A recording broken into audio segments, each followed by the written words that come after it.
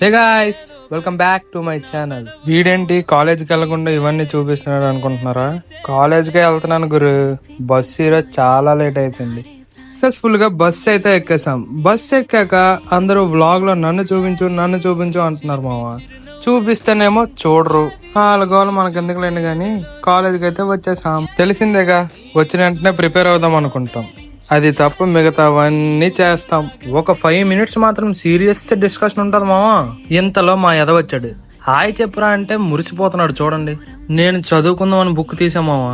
వీళ్ళందరూ చూడండి ఎలా నవ్వుతున్నారు. మీ గ్యాంగ్ లో కూడా ఇలాంటి ఫ్రెండ్ ఉంటుంటాడు కదా, ఓన్లీ అమ్మాయిలకి ఎక్స్ప్లెయిన్ చేస్తూ. ట్యాగ్ చేయండి ఆ ఫ్రెండ్ ని. మా వాడు ధీమా చూడండి. ఎగ్జామ్ ఇంకో 2 నిమిషాల్లో ఉందనగా ఇప్పుడు వచ్చాడు హాస్టల్ నుంచి. కనీసం హాల్ టికెట్ కూడా తెచ్చుకోలేదు.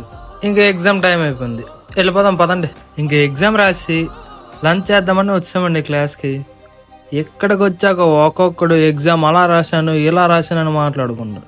ఏదో ఒకటి రాశారు కదా, మళ్ళీ ఎందుకు దాని గురించి మాట్లాడుతున్నారా అంటే మళ్ళీ నెక్స్ట్ ఎగ్జామ్ రాయాలి కదా మాయా అంటున్నారు. అలా లంచ్ చేసి జ్యూస్ తాగడానికి వెళ్ళాము. జ్యూస్ తాగేశాక శాక్కి వెళ్దాం పదండ్రా అని చెప్పేసి అన్నాను. అలా శాక్కి వెళ్ళి చాలా కొత్త విషయాలు తెలుసుకున్నాను మావ. నాకు తెలియనివి ఇన్ని ఉన్నాయా అని ఈ రోజే నాకు తెలిసింది. ఇంకా అలా జరిగింది ఈ రోజు డే.